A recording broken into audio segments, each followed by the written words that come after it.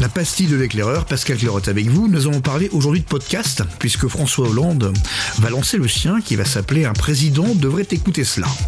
Pourquoi donc cet ancien président de la République, qui a été, comme l'a analysé Emmanuel Todd, vomi par les Français en 2017, lance-t-il un podcast ? Eh bien tout simplement parce que, regardez, mon Dieu, aux États-Unis, Donald Trump a remporté sa campagne électorale via les podcasts. Non seulement en France, on a toujours des années de retard sur les États-Unis, mais en plus, on ne comprend strictement rien à ce que font les Américains. François Hollande n'est pas une exception à la règle, il n'y comprend strictement rien. Alors on va essayer d'expliquer un petit peu. Un podcast, ce n'est pas une interview durant laquelle un ou plusieurs journalistes posent des questions précises pour obtenir des réponses précises. Un podcast, ce n'est pas non plus un débat où des participants vont essayer de se terrasser les uns les autres ou bien de démontrer au public qu'ils ont raison. Un podcast, c'est encore moins une opération par laquelle une personnalité va se mettre en avant en tenant le crachoir et en dispensant des leçons de morale. Un podcast, une fois encore, n'est qu'une conversation. On ne sait pas comment elle va commencer, on ne sait pas où elle va finir et on ne sait pas par où elle va passer, même si, quand on invite par exemple un grand cuisinier, on va finir à un moment ou à un autre par parler de cuisine. Prenons par exemple l'un des podcasts les plus suivis aux États-Unis, celui de Joe Rogan. Quand vous êtes invité chez lui, c'est vous qui devez vous déplacer à Austin, au Texas, ça se passe pas à New York, ça se passe pas à Washington, et encore moins à Los Angeles. Et vous devez ensuite accepter de faire 3 heures de direct. J'ai bien dit 3 heures. Et ça, c'est parfaitement redoutable, c'est un exercice particulièrement périlleux pour les politiciens, parce qu'au bout de 3 heures de conversation, les auditeurs ont une parfaite idée de qui vous êtes en tant qu'être humain. Et il faut bien sûr que vous ayez des choses intéressantes à raconter, que ce soit des petites anecdotes ou des analyses profondes sur un sujet grave et important. 3 heures de conversation, il est juste impossible de tromper le monde, il est juste impossible de faire de la com, de maintenir son image ou sa composition, et au bout de 3 heures, les gens vont soit avoir de la sympathie pour vous, soit de l'indifférence, soit alors ne vont pas du tout vous apprécier. Et donc, quand vous êtes un politicien en campagne, participer à un podcast demande non seulement d'être sacrément couillu, mais en plus d'avoir de réelles qualités humaines.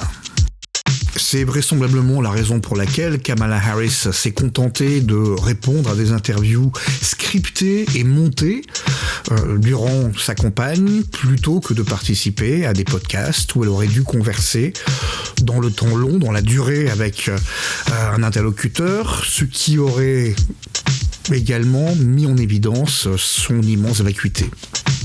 Alors, ce qu'on entend beaucoup à gauche, aux États-Unis comme en France, eh bien, c'est que, ah mon Dieu, mais nous à gauche, nous n'avons pas de podcast, il faut à tout prix qu'on en crée. Non, c'est pas comme ça que ça marche, une fois encore. Le but du jeu n'est pas de contrôler le discours, c'est pas de tenir le crachoir, c'est pas d'imposer de manière unilatérale et unidirectionnelle son point de vue. Tout l'intérêt du podcast, c'est justement que l'hôte du podcast, l'animateur du podcast et ses invités ont fait le choix de lâcher prise, de ne pas essayer de contrôler quoi que ce soit, de ne pas être dans un rapport de domination, mais encore une fois, d'avoir une conversation, une simple conversation entre êtres humains. Donc l'argument gauche-droite ne vaut pas, d'autant que Joe Rogan est quand même un type qui a voté démocrate toute sa vie. Même chose pour Theo Von. Il y a effectivement des podcasteurs de droite comme Tucker Carlson, mais c'est quelqu'un de plutôt sympathique. Et quel est le problème d'avoir une conversation avec quelqu'un dont vous ne partagez pas les opinions ?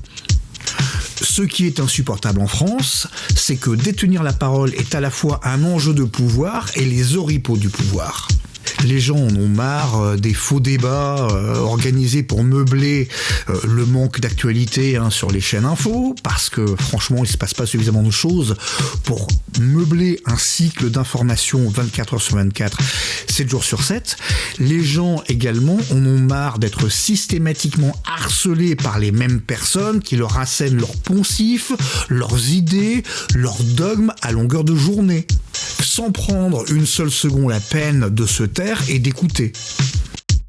Les gens en ont soupé de se faire déposséder de tout et de l'impossibilité, mais qu'il y a aujourd'hui dans notre société, de discuter civilement de sujets importants ou pas.